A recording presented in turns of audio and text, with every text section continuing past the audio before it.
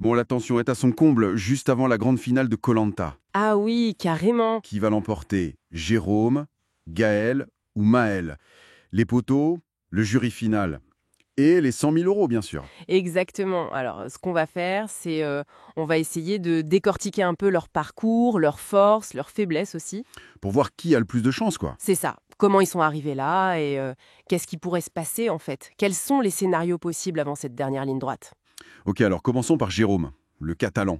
Lui, il a eu une fin d'aventure assez spectaculaire, non? Ah oui, une montée en puissance impressionnante. Il gagne les 2 dernières immunités, hop, direct à l'orientation. Et à l'orientation, plié en moins d'1 heure. Il a été hyper rapide pour trouver ce poignard. Très fort physiquement, c'est clair. Mais il n'y a pas que ça.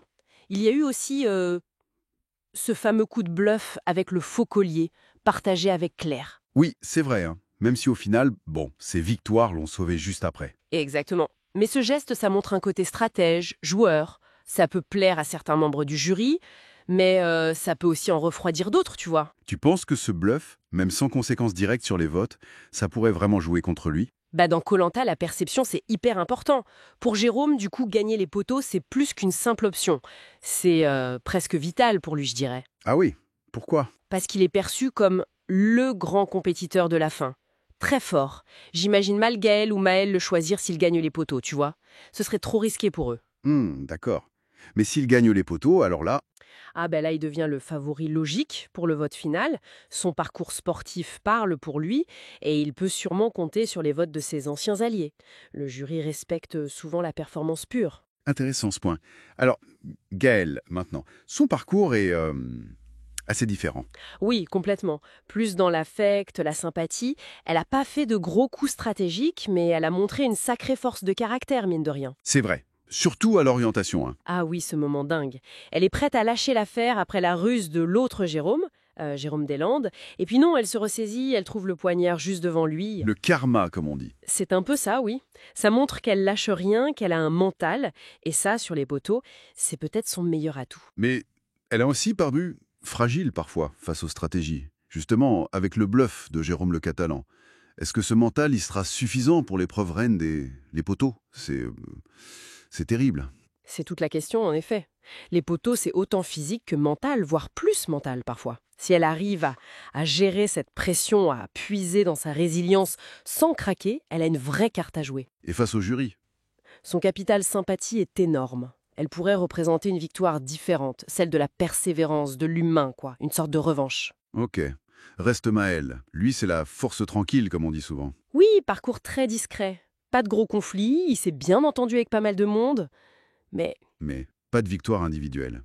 Et ça, on a senti que ça pouvait le travailler un peu, non? exactement.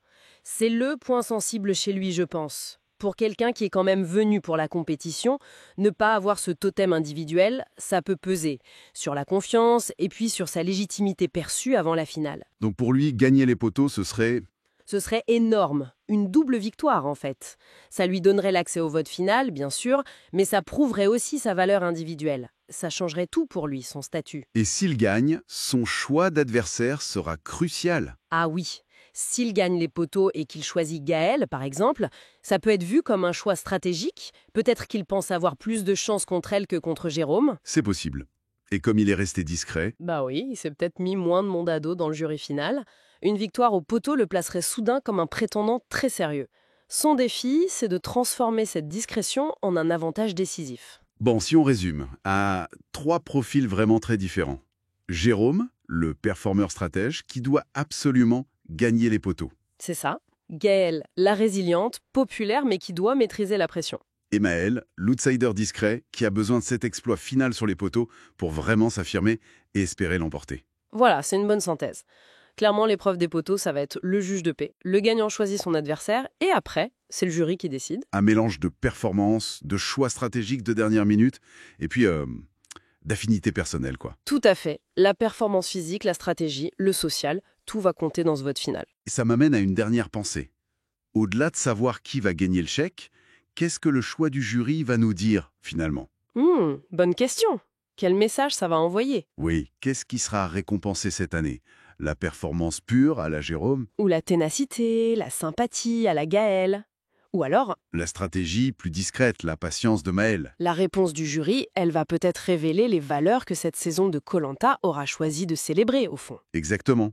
On verra bien ce que le jury décidera de mettre en lumière cette fois-ci. Ça promet d'être passionnant.